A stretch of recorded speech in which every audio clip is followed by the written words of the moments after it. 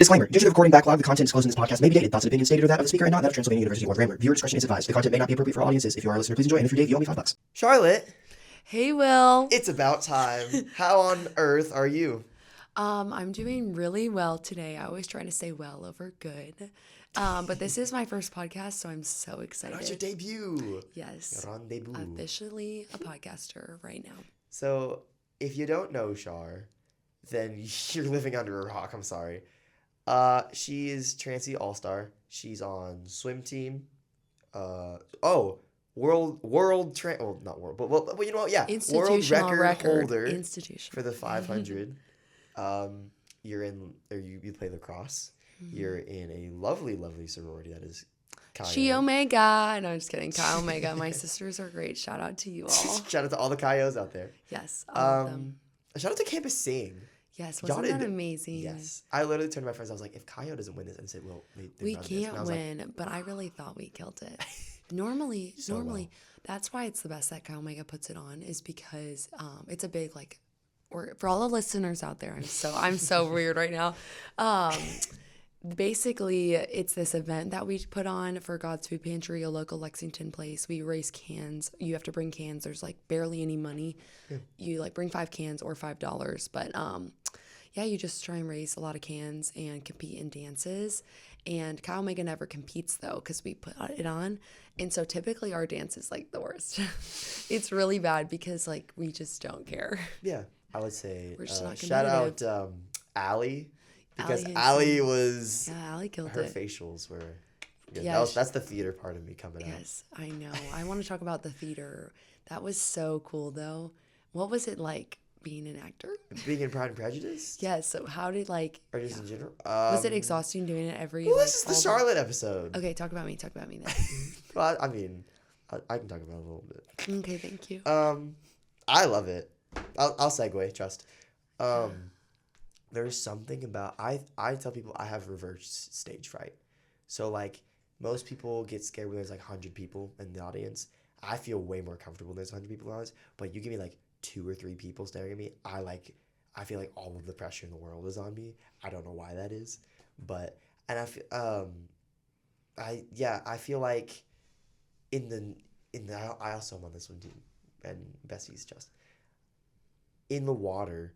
I feel like I don't know if I do better at meets when there's less people or if it's a 500 something people meet. So this is a story time about Will swimming at conference this year.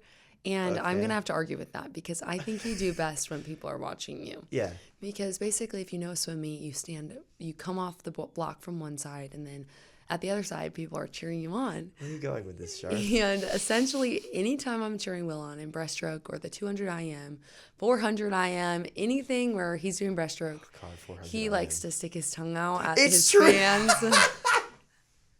He sticks his tongue out when he's literally racing, so people know he's watching. I got shit. I swam. We had a meet one time. And I think it was a 2 IM, and I was the only one swimming it. And I got up in the block center of the pool. It was just me. Yeah, and of course, crazy. I'm the showman I am. I'm gonna make a show out of it. Yeah. So I started gesturing to the audience, the crowd. I was like, me up. "Come on, I'm ready to go." Let's go.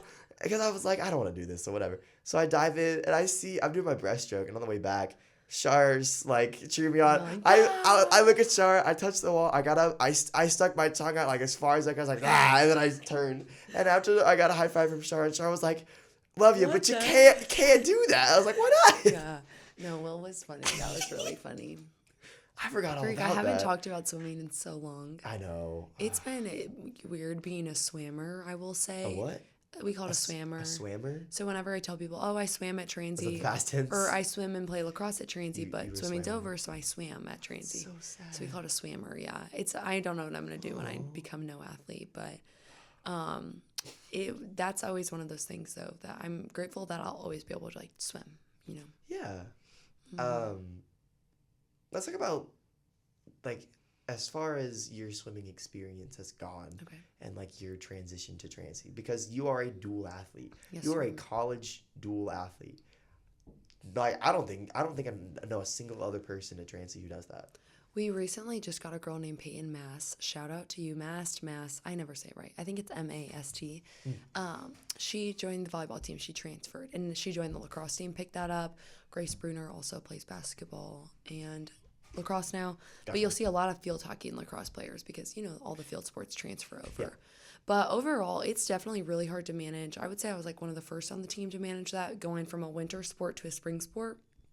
But overall, I never do both at the same time. It can be hard managing group me's and stuff. Fair. I tried to do like a practice and then, or go watch a practice for lacrosse, then go to swim. The hours were just crazy, and like my grades definitely went down the drain. They were bad. They weren't that bad, but I also thought I was going to be a STEM major at the time, so I'm a business major for all the listeners out there. Hey. But yeah, I just was not locked into science. Yeah, I mean, and that's the thing about a liberal arts college, right? You go to college and you got to take all the classes anyway, so you're going to figure out what you're interested in. You don't have to go into college. Like, I was one of those people who I went into college having, you know, I guess like some idea, but like really I had no clue. Now I think I have a plan. That could change. It'll change. Yeah, but I don't know. If it's not changing, I feel like I'm doing it wrong. Well, you might want to be a high school teacher, and then you'll learn from your first engagements. Will is a first engagement scholar. Woo!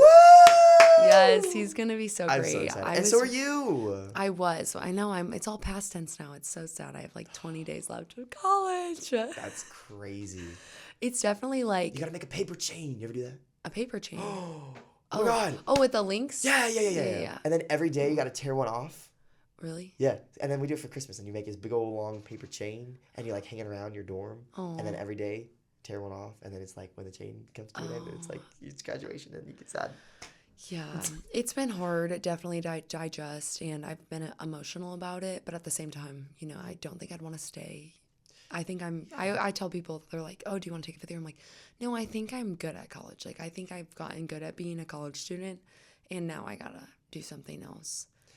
This is my thought. My thought is, if I'm going through college, yes, it is about academics, and yes, it is about like relationships and stuff.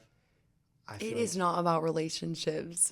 No. Like with friends. Oh, friends. Like, basically, it's about who you date, when you date them, and why. I know, we were checking in on each other in our lives, yeah. and I thought Will was saying that he was like, I need to find my relationship in college. No, relationship with professors, friends, faculty, staff. Oh, shout out coaches, Frank Russell and Dr. Goodman and Dr. Hellman. Love those people. Yes. I tell my roommate about my high school, and he describes it as like, I went to like the Disneyland of high schools. Like there was never a fight. I never got into a disagreement with like anybody. All the teachers were wonderful. Like it was awesome. I have like 10 of their numbers now. Probably shouldn't have said that. Too late. Hey, I graduated now. And he says they're all girls. No, I'm just kidding. I'm just trolling you. No. Shout out Van Huss. He's great. Yeah.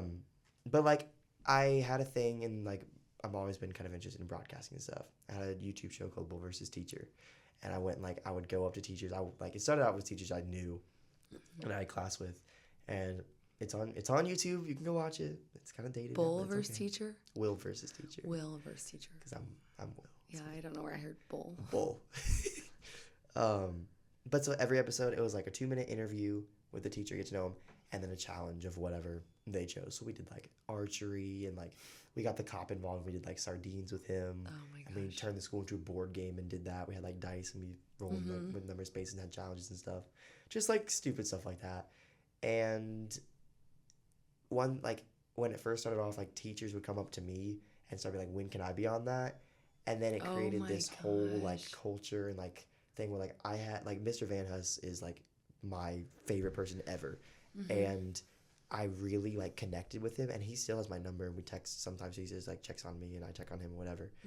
And I have followed him on Instagram. He's very, very like active on Instagram, and I just love like following him. But also like he was the one who really got me into education and thinking about like that's a path to even look at, because like I just love having a student-teacher relationship. That's why I chose Transy, is because I feel like I can have that here. Yeah. Okay, you don't have that. I need a space personally where I can know everybody's face, and I can, you know, vibe in an environment where I can talk to a teacher who actually knows who I am as a person.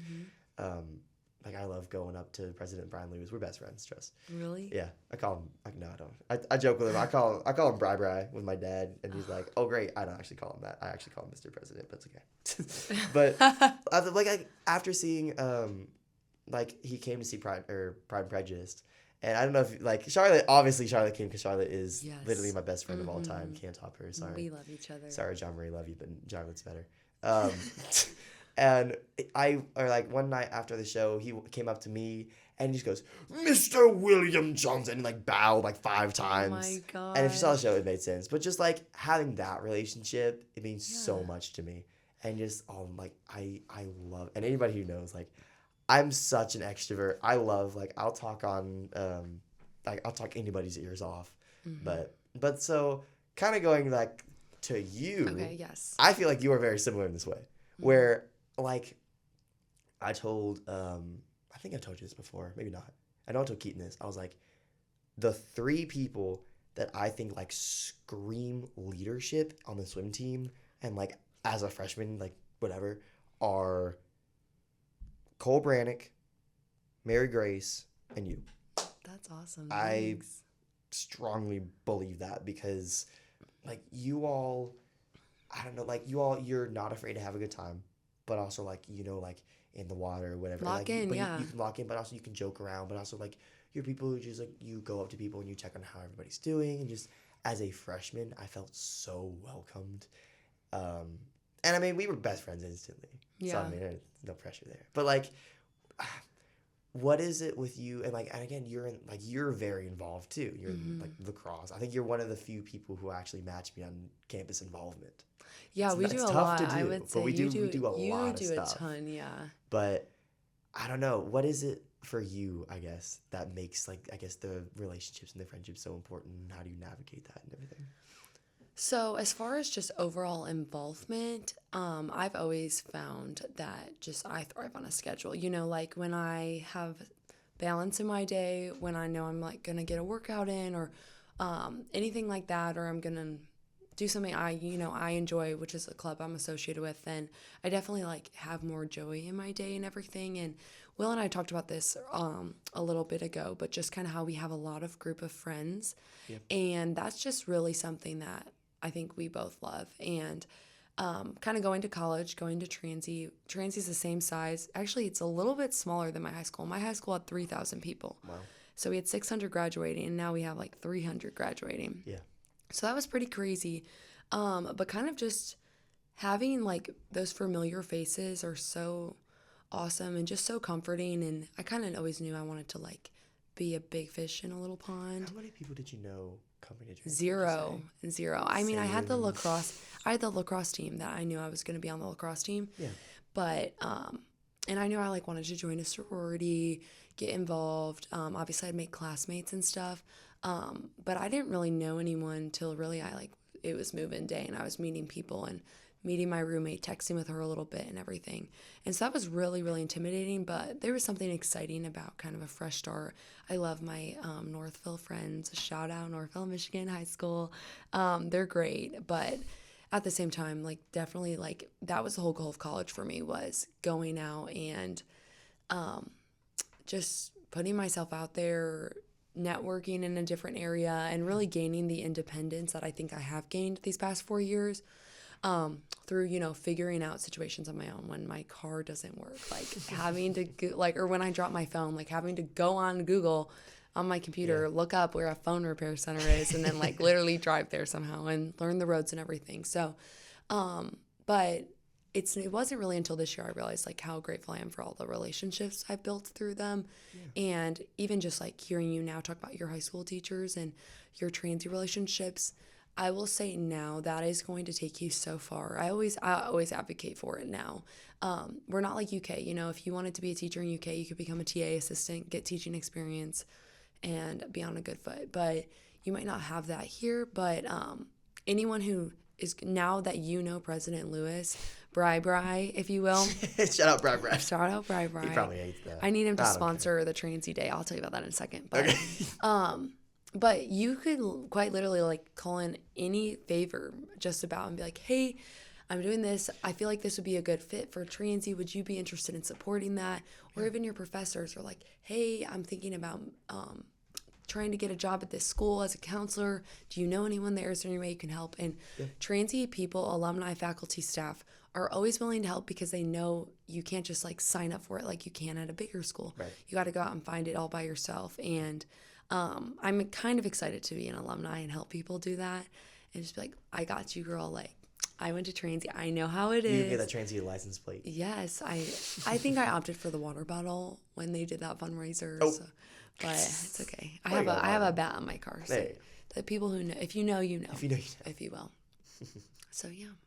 No, I think it's like, it's such a beautiful, it sounds cliche, but it's such a beautiful community of just like, of people. And like, it's so nice just to walk around and like, there's a point now where campus celebrity status, everybody. I went to the mailroom one day and I picked up a package. I have no idea who the person was picking up a package. I was friendly and I was just like, hey, thinking like, how are you? And they were like, you're good to go. And I was like, checking my shirt and stuff. I was like, there's not my name on my jacket or anything, is it? Because it said like Will Johnson on the package. I was like, they just know me. And I was like, okay. I was like, wait, did you scan your Crimson card? No. Oh, they just knew you were perfect.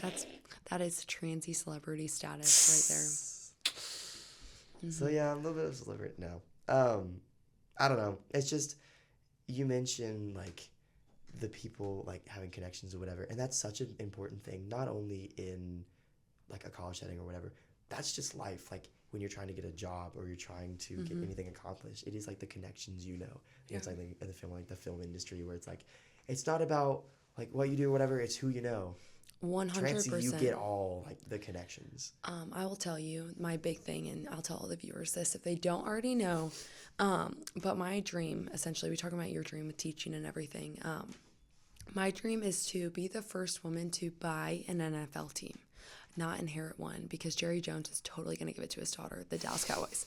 I'm not that huge of a sports person, but that's something I think I would love to do. I say football because I watch it the most, but honestly, I think I'd have any team if I could own a team, because that's insane. Because I have no idea what I want to do, so why not just do it all? But so right now I work for the Legends, the Lexington Legends, and I had to keep emailing. I worked with a connection with the Transy baseball team, Getsy. He's the coach. Dave Dolan, who's the first base coach, and was like, I want to work here. I want to go in sports. Who do you know? They hooked me up with the GM, and I met with him, and then had to keep applying. And eventually, like, he finally took me up on, like, an opportunity. So now I'm working part-time there, and it's great. It's a great environment. But then after, they hit me with okay, you got the job. Like, we just need you to fill out a formal application now. Yeah. And the application was literally just logistics, proof that I applied, but I wouldn't have gotten that without knowing anyone. And I feel like that's how any job is anywhere. And so I think Will go very far with his your outgoingness as far as like finding any opportunity. And I obviously hope to do the same, very similar. But yeah, biggest advice, anyone in a room, talk to them, pick their brain. Anyone you want to be, pick their brain. The GM of Lexington, Justin Farella, I'm going to send him this and be like, you need to hear, I name drop you. He's very nice, but he gets up at 4 a.m., he told me the other day. Because he gets up 4 a.m., gets to the office by 6. He's working till people get in at 8. It's quiet. He can be productive, send emails. And you know what? I would love to be a GM one day. If I'm like, that's what the higher-ups are doing, then that's what it takes. Yeah. I mean, I can't wake up for like 6 a.m. for morning practice. It's rough. Shout out to you, because you went to like every single morning practice, I think. Yes, it's truly. Kate Kessler, shout out to her. I don't know if she's been on the pod. We need to get her on here. Get her on here. here. I think. Wait. Or is she signed up? Maybe. Kate, send me a text. We'll get you on here. Yeah, Kate, we'll get you on here. But Kate Kessler was a huge person that kept me accountable, and we'd always talk about it. When we would be the only 2 girls that showed up, when there were 8 people total. And the other people that were there were the people that like had to go because they could not go at 4:30 practice. Yeah. But she would always say we're mentally tough queens. Just think about how good you're gonna feel after. And it's really just like you're laying in bed and you just gotta think, you're like, am I gonna am I gonna seize the day or is the day gonna seize me? Bars. No. Yeah, right. No, I just say, I just lay in bed and I'm like, you'd be so disappointing for yourself if you don't get up. I'm like, you can do this. I'm like, there's way worse things you could be doing right now. Yeah. Lock in, except jumping in a cold pool in the morning is very hard. It's not great. No. Oh my I can't say gosh. I And then enjoy it's a that very hard much. practice too. And you're like, gosh. Yep. Especially when you have like ear infections, runny nose, your brain hurts. It was really like, I'm definitely not going to miss that. What's the worst, like, swim condition? Tune into About Time every Monday, Wednesday, and Friday. The Anything and Everything podcast, but when 20 minutes is up, that's it. Thank you so much for spending 20 minutes of your time into 20 minutes of ours. Have a wonderful day, learn something new, follow the golden rule, and use your time wisely.